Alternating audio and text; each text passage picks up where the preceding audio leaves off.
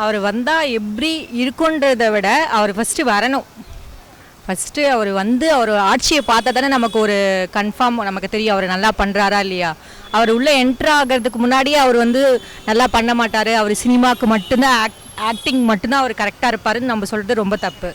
ஏன்னா வந்து மக்களுடைய அபிப்பிராயம் என்னன்னா, ஒரே ஃபேமிலி இந்த நாட்டை ஆளக்கூடாது. வேற வேற ஃபேமிலி ஆட்சி பண்ணாதான் என்ன பண்றாங்கன்றது நமக்கு தெரியும்.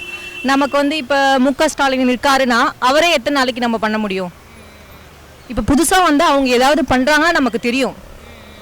இதே இதே இதே ஃபேமிலி அடுத்து இன்னும் 10 வருஷம் வருவாங்களா? இன்னும் 20 வருஷம் வருவாங்களா? ஸோ எத்தனை வருஷம் தான் அவங்க ஆட்சிக்கிலேயே நம்ம இருக்க முடியும்?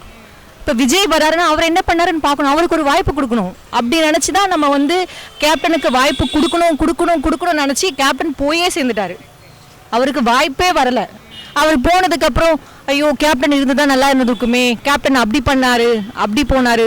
இருக்கும்போது ஒருத்தவங்களை பற்றி பேசாத போது, இல்லாத போது அவங்கள பற்றி பேசி என்ன பிரயோஜனம்? இப்போ கேப்டன் வந்து எழுந்து வந்து இப்போ ஆட்சியை பிடிக்க போகிறாரா என்ன? கிடையாதுங்கள்ல. ஸோ ஒருத்தவங்க எப்பயுமே வந்து இருக்கும்போது அவங்களுக்கு வாய்ப்பு கொடுக்கணும். இல்லாத போது நம்ம வாய்ப்பு கொடுக்கலையே நினச்சி வந்து மக்கள் வந்து முக்கால்வாசி பேர் வந்து முட்டாளாக இருக்காங்க. பணத்தை கொடுத்தா அவங்க பக்கம் போகலாம், பணத்தை கொடுத்தா போகலாம். ஏன்னா இப்போ எல்லாமே வந்து பணத்தை கொடுத்தா எல்லாமே வாங்கலாம். இல்லைன்னு நான் சொல்லலை. பட் ஆனால் வந்து ஒழுங்கான ஆட்சி நம்ம பணத்தை கொடுத்து வாங்க முடியுமா? முடியாது. ஸோ வந்து விஜய் வரணும். இவ்வளோ நாள் வந்து நான் விஜயோட ஃபேன்லாம் கிடையாது. எனக்கு விஜயை பிடிக்கும். ஏன்னா நான் வந்து ஃபேன் சொன்னால் அஜித்தோட ஃபேன். பட் விஜய் எனக்கு பிடிக்கும். பட் அவர் ஆட்சிக்கு வரணும். வந்து ஆட்சிக்கு வந்து மக்களுக்கு என்ன பண்ணுறாருன்னு ஃபஸ்ட்டு பார்க்கணும். ஃபஸ்ட்டு அவருக்கு ஒரு வாய்ப்பு கொடுங்க. வாய்ப்பு கொடுக்காம அவரை பற்றி விமர்சனம் பண்ணுறது ரொம்ப தப்பு. நீங்கள் அவருக்கு கொடுத்து பாருங்கள், அவர் நல்லா ஆட்சி பண்ணுவார்.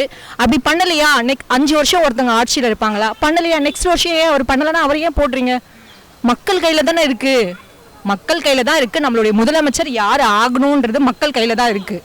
அப்படின்னும் போது அடுத்த 5 வருஷத்துக்கு அவர் விஜய் சரியாக பண்ணலை, அடுத்த 5 புதுசாக யாராவது ஒருத்தர் போடுங்க. ஒருத்தரையே தேவையில்லை. எனக்கு பொறுத்த வரைக்கும் இந்த வருஷம் விஜய் வரணும்.